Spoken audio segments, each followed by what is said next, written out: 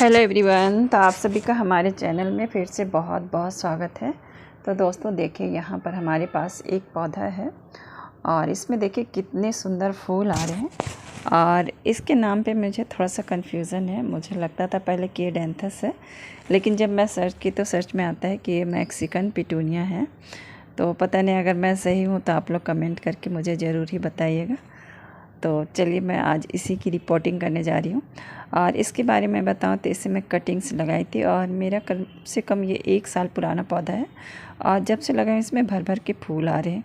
तो आज मैं इसी के पौधे की रिपोर्टिंग करने वाली हूँ। तो चलिए मैं दिखाती हूँ। तो देखिए, ये हमारा गुलाब का पौधा था और इसी के नीचे मैं 2-3 पौधे रखी हुई हूँ। तो ये मैं ख़रीदी नहीं हूँ, ये मेरा जो पुराना पौधा मैं दिखा रही थी उसी के बीज गिरे थे, तो उसी से निकल गए हैं बहुत सारे पौधे। तो मैं इसे छोटे छोटे डब्बों में इस तरह से लगा के रख ली हूँ। तो आज मैं इसी की रिपोर्टिंग करूँगी। और ये पौधा बहुत ही अच्छा पौधा है, तो आप अपने गार्डन में इसको ज़रूर लाइए। और इसके 2-3 कलर आते हैं, तो मेरे पास तो अभी सिर्फ वाइट ही है। और देखिए, ये वही पौधा है जो मैं शुरू में दिखाई थी। अभी कुछ इस तरह से फूल आ रहे हैं क्योंकि बारिश का टाइम है। तो बारिश के टाइम में क्या होता है कि धूप बहुत ज़्यादा नहीं मिलता है पौधों को, तो इस वजह से पौधे में फूल थोड़ा कम खिलते हैं। और चूँकि हम लोग खाद भी थोड़ा कम ही डालते हैं, क्योंकि बारिश में खाद डालने से फ़ायदा कुछ होता नहीं है, सारा पानी में बह जाता है। इसलिए कभी कभी ही खाद डालती हूँ और इसमें ज़्यादातर मैं लिक्विड खाद डालती हूँ। तो यहाँ पर देखिए, हमारे पास 3 पौधे हैं और मैंने 4 गमले बनाए हुए हैं। तो एक मेरा बड़ा पौधा है, तो उसे भी मैं रिपोर्ट करूँगी। और मिट्टी के गमले में मुझे स्ट्रॉबेरी लगाना है, इसलिए मैं उसे खाली करने वाली हूँ। तो चलिए मैं शुरुआत करती हूँ। तो यहाँ पर तीनों गमले हैं और तीनों में मैं पौधे लगा दूँगी। और इसके बारे में बताओ तो एक बार आप अपने गार्डन में ले आते हैं तो यह आपके गार्डन में हमेशा ही रहेगा। तो चलिए मैं इसे पौधे को निकाल लेती हूँ इस डब्बे से। और इसे लगाना मतलब ये बहुत हार्डी प्लांट होता है और इसे पूरी तरह से बहुत अच्छी धूप मिलनी चाहिए। और इसमें खाद के बारे में बोले तो लिक्विड वगैरह डालते रहिए, तो ये आराम से होते रहते हैं। तो यहाँ पर देखिए, मैं तीनों पौधे निकाल चुकी हूँ और अब मैं इसे लगाऊंगी। क्योंकि एक हाथ में कैमरा होता है तो दिखा नहीं पाती हूँ कैसे निकाली। तो पौधे इजीली निकल जाते हैं, छोटे छोटे डब्बे में लगे हो तो यहाँ पर देखिए इस तरह से निकाल लिया। और जो भी थोड़ी सी नीचे की मिट्टी है उसे हमें निकाल लेना चाहिए। तो इसको निकाल लेती हूँ। और ऐसे तो ये घर की मिट्टी बनी हुई है, इसीलिए बहुत ज़्यादा नहीं भी निकालेंगे तो भी चलेगा। और ये देखिए, ये जड़ें हैं, तो इसे आप काट भी सकते हैं, लेकिन इस समय मैं नहीं काट रही हूँ। अभी मेरे पास यहाँ पे कैंची नहीं है, तो इसलिए आप लोग चाहे तो इसे काट भी सकते हैं और बिना काटे भी लगा सकते हैं। तो मैं इसे ऐसे ही लगा ले रही हूँ, क्योंकि बार बार तो हमें रिपोर्टिंग करनी पड़ती है। तो अभी देखिए इस तरह से लगा लिया। तो इसी तरह से सारे पौधों को हम लोग को लगा लेना है। और मिट्टी में मैं कोई ख़ास बहुत ज़्यादा खाद नहीं डाली हूँ और मिट्टी मैं उसी तरह से बनाई हूँ जैसे मैंने पिछला वीडियो में डाला हुआ है कि फूलों के लिए मिट्टी मैं कैसे बनाती हूँ। फिर भी मैं बता देती हूँ, मैं पूरे ऑर्गेनिक ही तरीके से लगाती हूँ पौधे। और देखिए, ऑर्गेनिक तरीके से लगाने से पौधे बहुत अच्छे हेल्दी होते हैं। तो इसलिए आप लोग भी ऑर्गेनिक चीज़ें लगाएं, मतलब तरीके से लगाएं। और घरेलू खाद ज़्यादातर मैं डालती हूँ, तो घरेलू लिक्विड जो होता है तो वही मैं डालते रहती हूँ। तो देखिए, इसी तरह से हम लोग बारी बारी से तीनों पौधे लगा देंगे। और ये हमेशा इसके एक बार आप पौधे ले आएंगे तो आपके गार्डन में हमेशा ही रहेंगे, क्योंकि इसके बीज जहाँ जहाँ गिरते हैं वहाँ वहाँ इसके पौधे होते रहते हैं। तो इसीलिए आप लोग इस पौधे को ज़रूर लाएं। और आप देख ही रहे हैं कि किस तरह से भर भर के फूल भी आते हैं उसमें। और इसका ख्याल रखना बहुत ही आसान है, ऐसा नहीं कि बहुत ज़्यादा खाद डालें, बस मैं तो इसमें लिक्विड ही डालती रहती हूँ। और देखिए, मेरा 3 पौधा तो लग गया और अभी एक और पौधा है। तो ये पौधा मेरा इस गमले में, तो मुझे इसमें से निकालना है। और इसमें भी मैं लगाई नहीं थी, इसमें वही बीज गिरा था। तो देखिए इस तरह से ये निकल के हो गया है पौधा। तो अब मैं इसे दूसरे गमले में रिपोर्ट करूँगी। तो इसके लिए देखिए, सारी मिट्टी मैं हटा देती हूँ।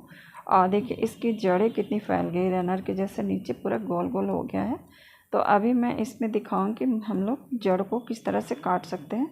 तो यहाँ पर देखिए इस तरह से सारे पौधे को की मिट्टी हम लोग हटा देते हैं। और चूँकि ये अभी मैं रिपोर्ट नहीं की हूँ, ये मैं बारिश के टाइम में, अभी भी हमारे यहाँ तो बारिश ही हो रही है, लेकिन मैं थोड़ा दिन पहले इसकी रिपोर्टिंग की थी। तो इस वजह से इस समय अगर आप पूरी जड़ भी काट कर हटा देंगे तभी पौधे आसानी से लग जाते हैं। और बारिश में पौधों की रिपोर्टिंग करना बहुत ही ईजी है और आपके पौधे ना तो शौक में जाएंगे और ना ही ख़राब होते हैं। तो इसीलिए अगर रिपोर्टिंग करना तो बारिश में इस तरह की रिपोर्टिंग ज़रूर करें कि पूरी जड़ से मिट्टी हटाकर कर सकते हैं। तो यहाँ पर देखिए, और इसमें देखिए 2-3 तरह से पौधे बनते हैं। तो ये देखिए, ये अलग अलग करके भी हम लोग पौधे बना सकते हैं, लेकिन मैं इतना सारा पौधा बना चुकी है तो इसलिए मैं अलग नहीं कर रही हूँ।